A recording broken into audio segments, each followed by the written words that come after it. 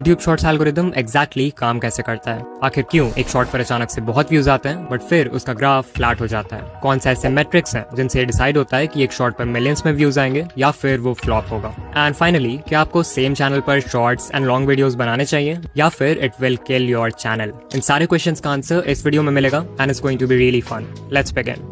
So we know कि बड़े YouTubers के शॉर्ट्स पर व्यूज आते रहते हैं और आते ही रहते हैं, बट आपके केस में शॉर्ट अपलोड करते ही पहले तो 100 या इवन हजारों व्यूज आते हैं, बट देन व्यूज का ग्राफ कंप्लीटली फ्लैट हो जाता है। चलो समझते हैं कि ऐसा क्यों होता है। तो अभी से 1 साल पहले कॉलिन एंड समीर ने एक इंटरव्यू अपलोड किया था Todd Sherman and Rene Ritchie के साथ। अगर आप नहीं जानते तो ये दोनों ही यूट्यूब के ऑफिशियल एम्प्लॉइज हैं एंड टॉड तो स्पेशली यूट्यूब शॉर्ट्स के प्रोडक्ट लीड है, विच ऑब्वियसली मीन्स कि वो हमें शॉर्ट्स एल्गोरिदम के बारे में बहुत कुछ बता सकते हैं। इंटरव्यू के एक पार्ट में उन्होंने बताया कि आप जैसे ही एक शॉर्ट अपलोड करते हो तो एल्गोरिदम आपके शॉर्ट के लिए एक सीड ऑडियंस फाइंड करता है। ये सीड ऑडियंस बेसिकली एक स्मॉल ग्रुप ऑफ व्यूअर्स होते हैं जिनके साथ एल्गोरिदम आपके शॉर्ट को टेस्ट करना चाहता है, बिकॉज उसे आपके चैनल और उसके कंटेंट के बारे में अभी ज्यादा कुछ नहीं पता है। यहाँ पे रैंडम वर्ड इंपॉर्टेंट है, बिकॉज हो सकता है कि वो सीड ऑडियंस आपकी टारगेट ऑडियंस हो ही ना। इन व्यूअर्स को यूट्यूब रैंडमली सिलेक्ट करता है आपके शॉर्ट को टेस्ट करने के लिए। सो मान लो वो सीड ऑडियंस आपके शॉर्ट के साथ अच्छे से एंगेज नहीं करती है, तो कुछ देर बाद यूट्यूब आपके व्यूज को फ्लैटलाइन कर देगा, मतलब फिर ना के बराबर व्यूज आएंगे उस पर, और जो थोड़े बहुत व्यूज आएंगे वो मोस्टली दूसरे ट्रैफिक सोर्सेज के होंगे। वही मान लो अगर बाई चांस वो सीड ऑडियंस आपकी एक्चुअल टारगेट ऑडियंस निकलती है एंड ऑल्सो आपका कंटेंट भी बहुत अच्छा है, तो नेचुरली वो व्यूअर्स आपके शॉर्ट के साथ अच्छे से एंगेज करेंगे।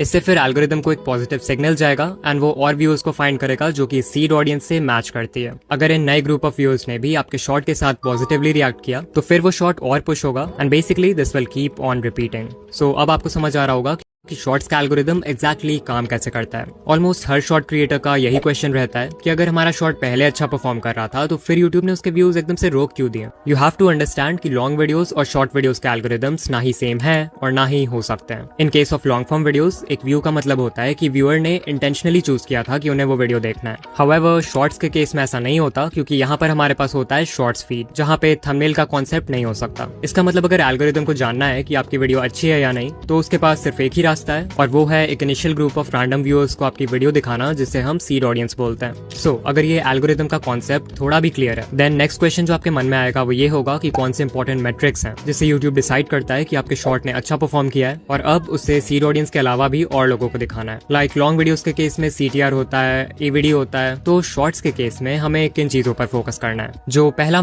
ट्रिक है उसे कहते हैं how many chose to view. Just like long videos में हमारे पास CTR होता है, शॉर्ट्स फीड में हमारे पास है how many chose to view metric, also known as viewed versus swiped away. ये आपको बताएगा कि कितने परसेंटेज ऑफ व्यूअर्स आपके शॉर्ट को देखने के लिए रुके और कितनों ने देखने से पहले ही उसे स्वाइप कर दिया। जितने परसेंटेज ऑफ व्यूअर्स शॉर्ट देखने के लिए रुकेंगे, ऑफ कोर्स सिर्फ उनके ही व्यूज काउंट होंगे। यहाँ पर शायद आपके मन में ये भी क्वेश्चन आए कि एक व्यूअर को शॉर्ट कितने सेकंड्स तक देखना होगा जिससे एक व्यू काउंट हो। तो ये क्वेश्चन कॉलिन ने भी इंटरव्यू में पूछा था, जिसके रिप्लाई में टॉड ने कहा कि यूट्यूब ने आज तक पब्लिकली कभी नहीं बताया है कि what counts as a view. So वो एग्जैक्टली तो नहीं बता सकते, बट हाँ जो एल्गोरिदम है वो इंटेंशनैलिटी मेजर करने की कोशिश करता है, यानी कि अगर उसे लगता है कि व्यूअर इंटेंशनली रुका है वीडियो देखने के लिए, तभी जाकर वो उस व्यू को रजिस्टर करेगा, अदरवाइज डिस्कार्ड कर देगा। फिर नेक्स्ट क्वेश्चन है कि ये viewed versus swiped away percentage कितना होना चाहिए। तो आप लोग पैडी गैलोवे को जानते होंगे, he is a YouTube strategist and ये बहुत सारे बड़े क्रिएटर्स के साथ काम कर चुके हैं, इंक्लूडिंग मिस्टर बीस्ट। तो पिछले साल पैडी और उनकी टीम ने एक स्टडी कंडक्ट किया था, जहां उन्होंने 5000 से ज्यादा शॉर्ट्स को स्टडी किया across 33 YouTube channels in different niches. According to his study, shorts जिनका व्यूड परसेंटेज 60% और उससे कम था, उन शॉर्ट्स ने उतना अच्छा परफॉर्म नहीं किया। जो बेस्ट परफॉर्मिंग शॉर्ट्स थे, जो बहुत वायरल हुए, उनका व्यूड परसेंटेज ऑन एवरेज 70 से 90% के बीच में था। अगेन ये सिर्फ एक स्टडी है, so I recommend you to not obsess over these numbers, but हाँ इससे एक रफ आइडिया ले सकते हैं कि अगर आपका व्यूड परसेंटेज 80% या फिर उससे ज्यादा है, then there is a high chance कि आपका शॉर्ट वायरल होगा। इवन मैंने पर्सनली जितने भी वायरल शॉर्ट्स का एनालिटिक देखा है, उन सबका व्यूड परसेंटेज 75 के ऊपर रहता है। नाउ आई नो कि मैक्सिमम क्रिएटर्स जो इस वीडियो को देख रहे हैं, उनका viewed versus swiped away ratio इतना अच्छा नहीं है, तो अब समझते हैं कि इस नंबर को इम्प्रूव कैसे करें।